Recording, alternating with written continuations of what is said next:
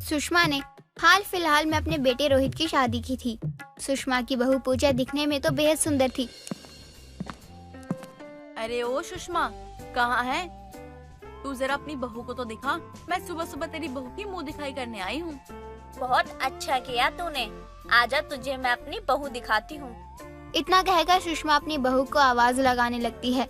सुषमा की बहू भी अपनी सास की आवाज सुनकर तिरंगी कपड़ों में बाहर आती है और जब सुषमा की बहू चलकर आ रही होती है तो विमला को पूजा का चेहरा तो नहीं दिखता, लेकिन जो उसने पहन रखा था उसे देखकर विमला को लगता है कि उसकी तरफ कोई भूत आ रहा है। सुषमा भूत, सुषमा भाग, भूत! सुबह सुबह तेरे घर में भूत घूम रहे हैं। सुषमा भाग। भूत? कैसी बातें कर रही है? सुबह सुबह कौन से नशे करके आई है? तेरे सर की कसम, पीछे मुड़ के देख जरा। ये अंग्रेजन भूत कहाँ से तेरे घर में आ गई? कहीं तेरे बूढ़े का पहले किसी अंग्रेजन के साथ चक्कर तो नहीं था?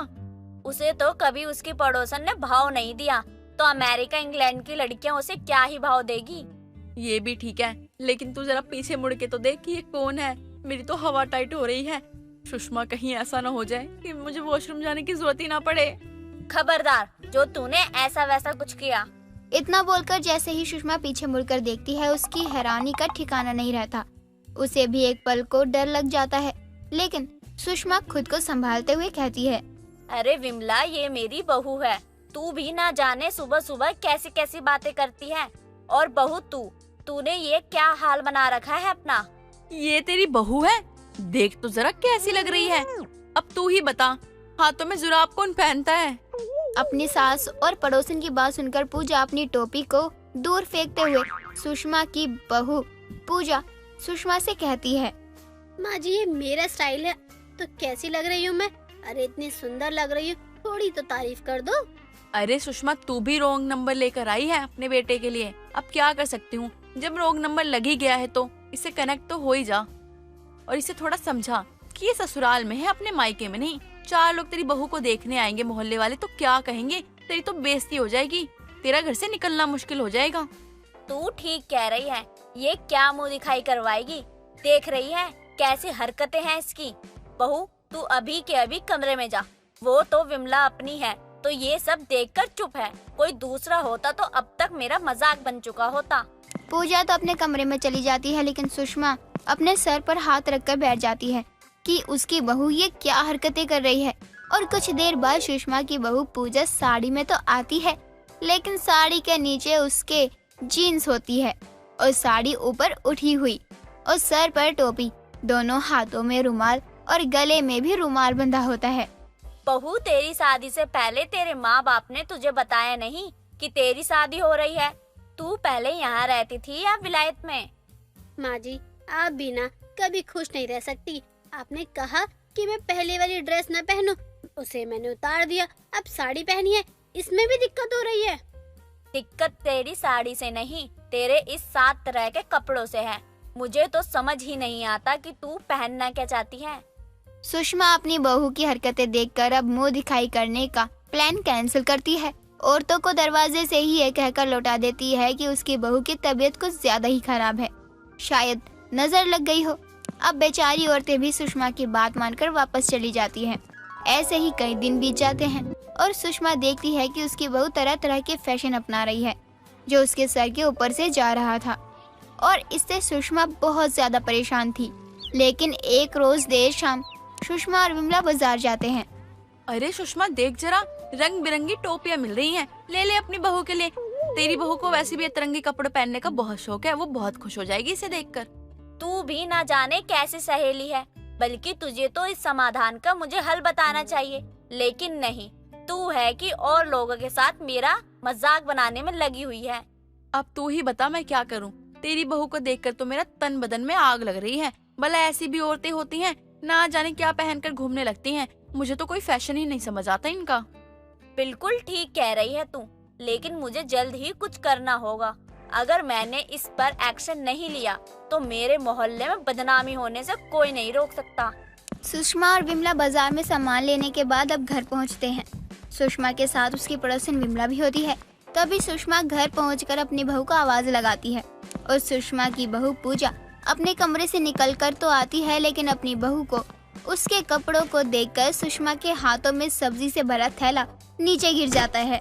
अरे बाप रे बाप, तुझे कल मैंने कहा था ना बहू, कम से कम तू अपनी सास पर तो रहम खा ले। ये क्या पहन रखा है तूने?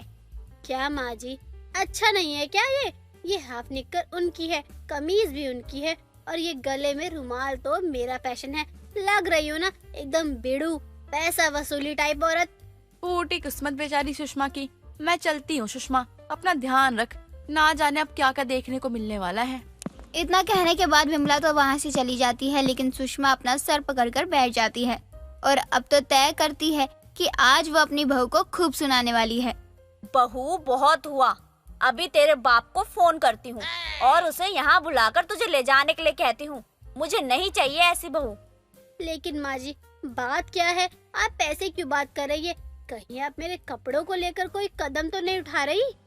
बिल्कुल सही समझ रही है तू।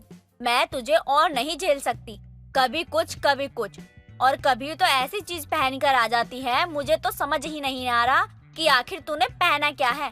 तेरे आगे तो उर्फी जावेद भी उर्फी कम बर्फी लगती है।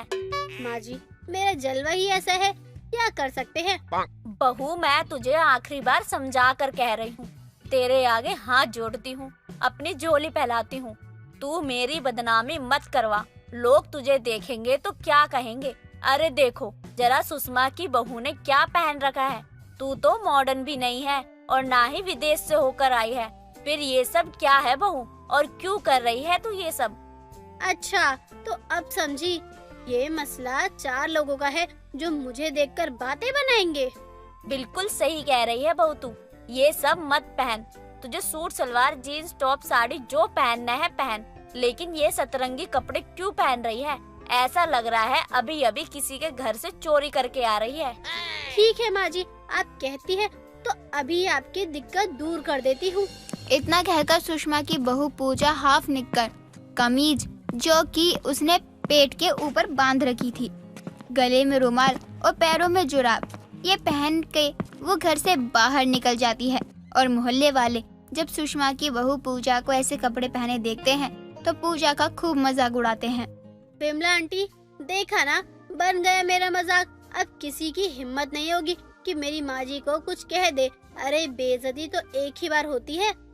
अरे बहू, तू ये क्या कर रही है? चल अंदर, अभी तू नई नवेली है और ये छोटे छोटे कपड़े पहन के कहाँ घूम रही है? सुषमा, अरे ओ सुषमा, तुझे अपनी बहू का ख्याल नहीं है क्या? अगर तू अपनी बहू को अभी नहीं संभालेगी तो ना जाने ये आगे क्या करेगी। अरे कैसी सास है तू?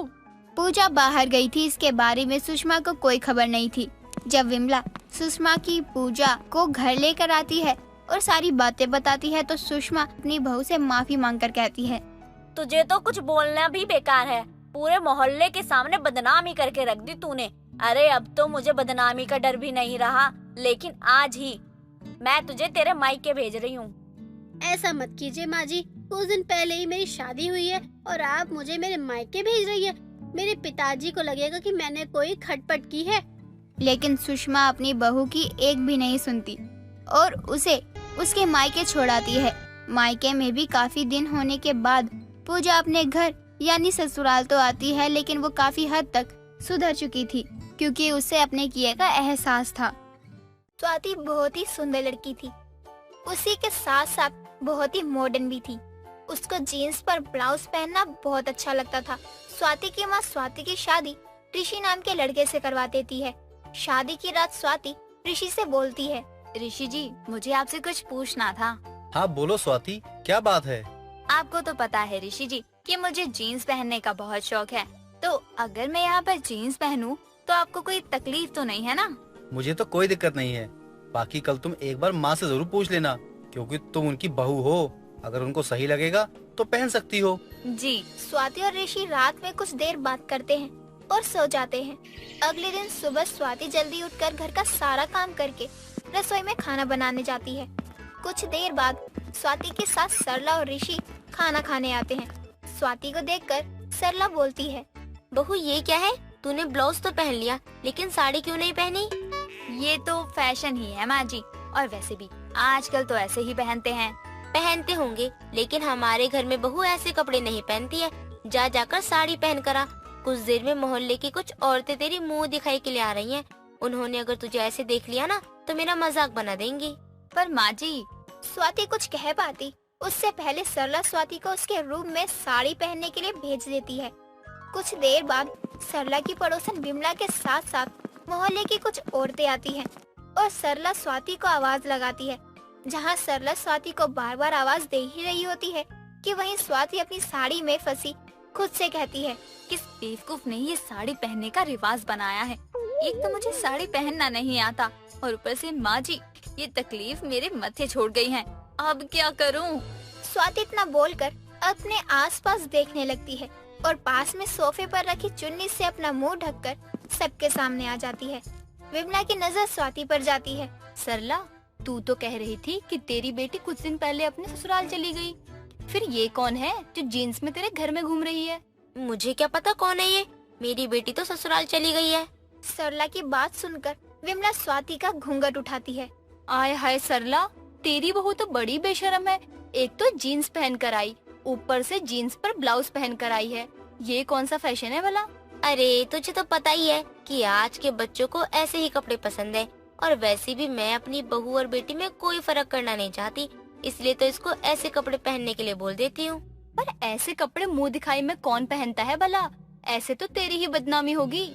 मैं भी इसको ऐसे कपड़े पहने नहीं देती, लेकिन सुबह से घर के काम करके थक गई थी ना, इसलिए। और वैसे भी घर में ही तो मुंह दिखाई है, बाहर होती तो साड़ी पहन लेती। ठीक है, जैसा तुझे सही लगे, हमें तेरी बहू से क्या मतलब है। विमला के साथ मोहल्ले की सारी औरतें स्वाति की मुंह दिखाई करती हैं और अपने अपने घर चली जाती हैं। सबके जाने के बाद स्वाति भी अपने कमरे में जाने लगती है और उसके पीछे पीछे सरला स्वाति के कमरे में जाती है। बहू, तुझे हमारी इज्जत का जरा भी ख्याल नहीं है ना? तुझे साड़ी देकर गई थी, तूने साड़ी क्यों नहीं पहनी? माँ जी, मुझे साड़ी पहननी नहीं आती और आप बार बार आवाज लगा रही थी, इसलिए मैं चुन्नी लेकर सबके सामने ही आ गई। अरे अगर तुझे साड़ी पहननी ही नहीं आती तो मुझे बुला लेती, लेकिन सबके सामने मेरी इज्जत का कचरा करने की क्या जरूरत पड़ गई तुझे? लो कर लो बात। सबके सामने तो बड़ा मेरी साइड ले रही थी और अब सबके जाने के बाद मुझ पर चिल्ला रही हैं। अगर मुझे साड़ी पहनना नहीं आता तो इसमें क्या मेरी गलती है? तू मेरी बात भी सुन रही है कि मैं क्या बोल रही हूँ? माँ जी, आप चाहे कुछ भी बोल लो, मैं साड़ी पहनने वाली नहीं हूँ। मुझे ये जींस पर ब्लाउज पहनना ही अच्छा लगता है बस। और अगर आप मुझे कुछ बोलेंगी ना तो मैं किसी और के साथ भाग जाऊंगी। फिर अपनी इज्जत का ख्याल करती रहना। स्वाति सरला को इतना बोलकर घर का सारा काम करने चली जाती है। सरला स्वाति को कुछ नहीं बोल पाती। ऐसे ही वक्त गुजरता जाता है और स्वाति रोज रोज जीन्स पर ब्लाउज पहनकर घूमती रहती।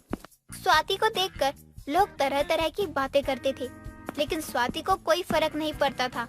ऐसे ही एक दिन स्वाति जीन्स और ब्लाउज में बाजार से घर जा रही थी और उसी वक्त विमला और सरला की दूसरी पड़ोसन कांता की नजर स्वाति पे जाती है। देख रही है कांता, सरला की बहू कितनी बेशर्मों की तरह मोहल्ले में घूम रही है जीन्स पर ब्लाउज पहनकर। वही तो विमला बहन, सच में सरला ने भी अपनी बहू को सर पर चढ़ा रखा है, वरना किसी बहू की मजाल है कि ऐसे कपड़े पहनकर बाहर घूम ले। मुझे तो डर लगता है कहीं इसको देखकर हमारी बहुएं न बिगड़ जाए। खैर छोड़ो, हमें क्या। हाँ हाँ, हमें क्या लेना देना इससे, हम तो बस अपनी बहू पर ध्यान देंगे। कांता और विमला की बातें स्वाति सुन लेती है और उनके पास आती है। अगर आप दोनों को मुझे देखने में इतनी ही तकलीफ हो रही है तो मेरे बारे में बातें ही क्यों कर रही हैं? अगर आपको अपनी बहुओं की इतनी चिंता है तो घर में बंद कर लो, वरना कहीं किसी के साथ भाग ना जाएं। अरे देखो तो कितनी बेशरम है। मुझे तो लगता था कि ये सिर्फ बेशरम ही निकलेगी, लेकिन ये तो बदतमीज भी है। बड़ों से कैसे बात करते हैं इसे ये भी नहीं पता। स्वाति कांता की बातों का कोई जवाब नहीं देती है और वहाँ से अपने घर चली जाती है। ऐसे ही वक्त गुजरता जाता है और आए दिन कांता और विमला सरला के आगे स्वाति की बुराई करते हैं। ऐसे ही एक दिन मोहल्ले में सब्जी वाला आता है जो स्वाति को देखकर स्माइल पास करता है और स्वाति भी सब्जी वाले को देखकर मुस्कुरा जाती है। ये सब विमला देख लेती है और एक दिन विमला सरला के पास जाती है। सरला, मेरी बात सुन, मुझे तेरी बहू के बारे में कुछ बताना है। हाँ बोल, क्या कर दिया मेरी बहू ने? मुझे तेरी बहू और उस सब्जी वाले का थोड़ा शक हो रहा है। तुझे पता है वो सब्जी वाला सब्जी बेचने के बहाने तेरी बहू को देखने आता है और तेरी बहू भी सब्जी वाले को देखकर बहुत खुश होती है। क्या अनाप शनाप बोले जा रही है विमला तू? तुझे कोई होश भी है कि तू क्या बोल रही है? अगर मेरी बहू से तुझे इतनी जलन होती है ना तो तू मेरी बहू के मुँह ही क्यों लगती है? मत मान, मेरा क्या, बहू तेरी है तेरे भले के लिए ही बता रही थी, लेकिन अगर तुझे मेरी बात पर भरोसा नहीं है तो एक दिन तू खुद ही देख लियो कि कैसे तेरी नाक के नीचे से सब्जी वाले के साथ भाग जाएगी। तू अपने घर जा, मेरा दिमाग मत खा। पता नहीं कहाँ कहाँ से बातें लेकर आती है। पहले ही सर दर्द है, ऊपर से तेरी बक से सर दर्द से फट रहा है। सरला विमला को उल्टा सुना देती है और अपने घर चली जाती है। ऐसे ही दिन गुजरते हैं और सब्जी वाला रोज मोहल्ले में आता और सब्जी बेचने के बहाने स्वाति से बात किया करता। ऐसे ही एक दिन विमला स्वाति को सब्जी वाले के साथ जाते देख लेती है। वो जल्दी से सरला के पास जाती है। सरला, तेरी बहू सब्जी वाले के साथ भाग गई। अरे नहीं, वो बाजार सब्जी लेने गई है। तू अभी भी गलतफहमी में बैठी है। अरे मैंने अपनी आँखों से देखा है उसको सब्जी वाले के साथ जाते हुए। हाय राम, मैं तो लुट गई, बर्बाद हो गई। मुझे तेरी बातों पर विश्वास करना चाहिए था। मैं तो तुझे बोल ही रही थी, लेकिन तूने मेरी बात कहाँ सुनी। अपने मोहल्ले में जितनी सब्जी वाले आते हैं उन्हें मैंने कहते सुना है, सब्जी ले लो। लेकिन जिस सब्जी वाले से तेरी बहू का चक्कर चल रहा था उसे मैंने कहते हुए सुना, सब्जी ले लो, बहू दे दो। पर लेकिन तेरी किस्मत तो देख, बहू तो हाथ से गई और टमाटर भी हाथ नहीं आए। अरे बहू गई तो गई, लेकिन टमाटर तो दे जाती। 2 दिन से ढंग से सब्जी भी नहीं बनी है। सरला इतना बोलकर सर पर हाथ रखकर रोने लगती है और इस तरह से जीन्स पर ब्लाउज पहनने वाली बहू सब्जी वाले के साथ भाग जाती है। सुनीता अपने बेटे विनोद की शादी झुमकी नाम की लड़की से करवाती है। सुनीता एक बहुत ही फैशनेबल औरत थी जिसे साड़ी नहीं बल्कि पटियाला सूट, वो भी महंगे महंगे पहनने का बहुत शौक था। सुनीता को ऐसे कपड़े पहन के देखकर झुमकी उसे घूर कर देख रही होती है। तभी सुनीता अपनी बहू झुमकी का स्वागत करते हुए कहती है, बहू, आज से पूरे घर की जिम्मेदारी तुम ही संभालोगी। और हाँ बहू, तुम मुझे ना ऐसे घूर कर मत देखा करो। तुम्हारे घूर कर देखने से कुछ नहीं बदलेगा। मैं ऐसे ही कपड़े पहनती हूँ। अगर तुमको भी पहनना हो तुम भी पहन सकती हो। नहीं माँ जी, हम ऐसे ही ठीक है। हमको कोनो शौक नहीं है ऐसे कपड़े पहनने का। हम तो गांव वाले हैं, हम इस साड़ी में ही खुश। हाय राम, कैसी सास मिल गई हमको। साड़ी पहनने की उम्र में सलवार सूट पहन रही है। राम राम। बहू कोई बात नहीं, तुम मत पहनना। मैं तो पटियाला सूट ही पहनती हूँ, वो भी महंगी वाली। तुम्हें क्या पता कितना महंगा आता है। तभी सुनीता का बेटा विनोद बोलता है, माँ पहले अंदर तो आने दो यार, फिर फुर्सत से बात कर लेना। अब तो आपकी बहू घर पे ही आपके साथ रहेगी, तो जी भर के बातें किया करना यार। अभी मुझे सोना है, बहुत थक गया हूँ माँ। हाँ, अंदर आ जाओ। किसने रोका है? मैं तो बस अपनी बहू से बात कर रही थी और बातों बातों में पता ही नहीं चला कि तुम दोनों थके हुए हो। सॉरी बेटा, जाओ तुम दोनों आराम कर लो, फिर कल मुँह दिखाई की रस्म भी तो है बहू की। क्या बात कर रही हो माँ, कल मुँह दिखाई की रस्म है और मुझे भी बहुत तैयारी करनी है इस रस्म की। उफ यार, थक जाऊंगा माँ मैं। और अब कितने रस्में हैं माँ? ओ पागल, अब तेरा कोई रस्म वगैरह नहीं होगी, बस बहू की मुंह दिखाई होगी और बहू को बहुत सारे गिफ्ट मिलेंगे। ठीक है, अब जाओ तुम दोनों, जाकर सो जाओ ताकि कल सुबह फ्रेश फील कर सको। सुनीता के कहने के बाद दोनों अपने कमरे में आराम करने चले जाते हैं और ऐसे ही अगली सुबह झुमकी नहा धोकर तैयार होके किचन में जाती है और सबके लिए नाश्ता और चाय बनाती है और सब नाश्ते के लिए आते हैं। तभी उनके घर उनकी पड़ोसन निर्मला आती है और कहती है, सुनीता, अरे ओ सुनीता, कहाँ हो? सुनाई नहीं देता क्या? बड़ी आ गई हो। बहू के आते ही हमारी सुनीता गायब हो गई है कहीं। क्या बात है निर्मला, आज सुबह सुबह मेरे घर? कोई खास बात है क्या जो आज सुबह सुबह आपने मेरे घर पे दर्शन दे दिए? अरे भूल गई है क्या? आज तेरी बहू की मुँह दिखाई है और मैं तेरी बहू की मुँह दिखाई करने आई हूँ। अब क्या तू अपनी बहू की मुँह दिखाई भी नहीं करवाएगी? सब भूल जाती है भुलक्कड़। मुँह दिखाई तो करनी ही है, लेकिन तू तो टाइम से बहुत पहले आ गई मुँह दिखाई करने। अरे सुबह के 10 बज रहे हैं, अब भी बोल रही है कि टाइम है। वाह क्या बात है, मैं बाद में आ जाऊंगी। पहले मुझे बता दे कि कितने बजे आना है, मेरी साड़ी की सारी प्रेस खराब हो जाएगी। निर्मला इतना बोलकर वहाँ से गुस्से में चली जाती है और कुछ देर बाद झुमकी की मुंह दिखाई की रस्म भी हो जाती है। ऐसे ही कई दिन गुजर जाते हैं। ऐसे ही एक दिन झुमकी घर की सफाई कर रही थी, तभी सुनीता फोन में ऑनलाइन शॉपिंग करते हुए फैन ऑन करके सोफे पे आके बैठ जाती है। तभी झुमकी बोलती है, माँ जी जरा यहाँ हुआ देख कर चलिए। देखिए हम यहाँ घर का काम कर रहे हैं और आपने पूरे घर का कचरा फैला दिया। ऐसा क्या देख रहे हैं फोन में जो घर का काम भी नहीं दिख रहा है, हद है। देख बहू, मैं फोन में अपने लिए शॉपिंग कर रही हूँ। यहाँ देखो जरा, कौन सा पटियाला सूट मुझ पे अच्छा लगेगा, जरा बताना तो। वो क्या है ना, मुझे 3-4 दिन के बाद एक शादी में जाना है। मैं चाहती हूँ सबसे महंगी ड्रेस मेरी ही हो। कहा माँ जी कुछ भी कह रही हैं आप। आपको का दुल्हन से भी ज्यादा सुंदर दिखना है, हद करती हैं आप भी अभी इस उम्र में। आपको का नया फैशन चढ़ा है, हमको तो कुछ भी समझ नहीं आ रहा है। बहू तुम गांव की हो, इसीलिए तुमको मेरा फैशन समझ नहीं आएगा। चलो आज शॉपिंग पर चलते हैं सास बहू, देखते हैं क्या अच्छा मिलता है बाजार में। मुझे कुछ हटके और तड़कता भड़कता चाहिए। माँ जी बस कीजिए, कैसा शौक है आपको ऐसे कपड़े पहनने का, हद है। बताइए कब चलना है आपके साथ? वो का बोले शॉपिंग बा? हाँ उस शॉपिंग बा पे कब चलना है, हमको भी देखना है आपका फैशन। वाह जी वाह, क्या बात है। कब से चिल्लाया जा रहा हूँ मैं, झुमकी झुमकी झुमकी, लेकिन यहाँ मैडम को मेरी बातों की तो पड़ी ही नहीं है। कब तक इंतजार करूँ ये तो बता देती, ताकि मैं आराम से ना सो के उठ जाऊँ। और माँ आप भी इसके साथ बातों में लगी हुई हो यार। अरे कौन आया है कौन नहीं आया है, जरा भी होश है आप लोगों को? कौन आएगा अब इस वक्त घर पर, तू या हमारी पड़ोसन निर्मला? बस तुम दोनों ही आते हो, और तुम दोनों से किस बात की डर? वैसे ऐसी कौन सी बातें करी हो सास बहू जो मेरी आवाज तक सुनाई नहीं दे रही? हाँ कोई परेशानी है क्या माँ?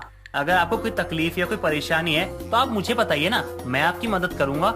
विनोद की गंभीर बातें सुनकर झुमकी बोलती है, अरे नहीं विनोद जी, ऐसा कुछ भी नहीं है। आप बेकार में चिंता कर रहे हैं। वो माँ जी का सब। झुमकी सारी बातें बता ही रही होती है कि तभी उसकी सास सुनीता झुमकी को चुप करवाते हुए अपने बेटे विनोद से कहती है, चुप कर बहू, तुझे कुछ नहीं पता मेरे अंदर कितनी परेशानी है। अगर तुझे पता चलेगा तो तू भी रो पड़ेगी मेरा इतना बड़ा दुख सुनकर। अच्छा माँ जी, हमको सुनना है और आपका बेटे विनोद जी को भी सुनना है। आपका ऊ बड़ा दुख का है, हमको जोनो कुछ लग रहा है ना। अगर वही हुआ तो बस सब सत्यानाश। देखो बेटा विनोद, तुम्हारी बीवी की आधी अधूरी बातें मुझे समझ ही नहीं आती, तो उसे बोलो कि चुप रहे और मेरी बात गौर से सुनो। मैंने अपने लिए एक पटियाला सूट देखा है, तो चलो और पसंद करो। मुझे किसी की शादी में पहन कर जाना है। बस इतनी सी बात? अरे माँ मैं तो डर गया था कि ना जाने क्या हो गया जो आप लोग ऐसी ऐसी बातें कर रही हो। वैसे झुमकी भी ना कुछ गलत नहीं कह रही है। खैर कब चलना है पटियाला सूट लेने मुझे बता दीजिएगा, वरना मैं बिजी हो गया ना, फिर मुझे मत कहना कुछ भी। विनोद अपनी माँ से शॉपिंग की बात करके अंदर चला जाता है और ऐसे ही कई दिन गुजर जाते हैं। एक दिन सुनीता अपने बेटे और बहू को लेकर शॉपिंग करने जाती है और वहाँ उसे बहुत सुंदर सा पटियाला सूट दिखता है। तभी अपने बेटे को वो बुलाकर कहती है, देख विनोद, कितना सुंदर सूट है गोल्डन कलर का। देखकर बता मुझ पे अच्छा लगेगा या नहीं। हाँ दूसरा कोई कलर पसंद आए तो बताना, वो भी ट्राई करूँगी। वो क्या है ना, मुझे वहाँ किसी से कम बनकर नहीं जाना। हाँ माँ, आप पे ये गोल्डन कलर ना बहुत ही अच्छी लगेगी। दूसरी भी है लेकिन ना ये आप पे बहुत प्यारी लगेगी। आप ना अच्छी दिखोगी इसमें। चलिए यही सूट लेते हैं हम आपके लिए। और झुमकी तुम्हें कुछ लेना है तो ले लो। वो क्या है ना, जब मेरी माँ पटियाला ले सकती है तो तुम भी तो ले सकती हो ना। नहीं विनोद जी, हमको पटियाला नहीं चाहिए, बस एक सुंदर सी साड़ी दिलवा दीजिए। हम साड़ी में बहुत खुश हैं। माँ जी की पटियाला सूट से तो महंगी ही आएगी हमारी साड़ी, पटियाला तो बहुत सस्ता आएगा शायद। झुमकी मन में सोच ही रही होती है, तभी विनोद झुमकी की सारी पैकिंग करवाता है और दूसरी जगह जाकर अपनी माँ का पटियाला सूट लेकर आता है और तीनों घर पहुँचते हैं। तीनों बातें करते हैं। तभी झुमकी कहती है, माँ जी कितने का आया ये सलवार? आपका मतलब आपका पटियाला सूट देखकर तो बहुत सस्ता लग रहा है। हमारी साड़ी देखिए कितनी भारी है, कितनी महंगी भी है, पूरे 3000 की है। क्या 3000 की साड़ी? इतना सस्ता? मेरा पटियाला सूट तो पूरे 35,000 का है। अब तो खरीद ही लिया मैंने महंगा पटियाला सूट। माँ जी आपका पटियाला सूट इतना महंगा है कि मेरी ऐसी जरी वाली 10 साड़ी आ जाएंगी। हाय दैया, हमारी साड़ी से सास का महंगा पटियाला सूट आ गया। कोई बात नहीं बहू, दूसरी बार तू महंगा पटियाला सूट ले लेना। सुनीता का महंगा पटियाला सूट पहनकर शादी में जाने का सपना पूरा हो जाता है और अब सुनीता हर जगह वही महंगा पटियाला सूट पहनकर ही जाया करती और अब अपनी बहू को भी पटियाला सूट ही पहनाती। दोस्तों अगर आपको ये कहानी पसंद आई तो इसे लाइक करें, शेयर करें और कमेंट करके बताएं कि कहानी में आपको सबसे अच्छा क्या लगा।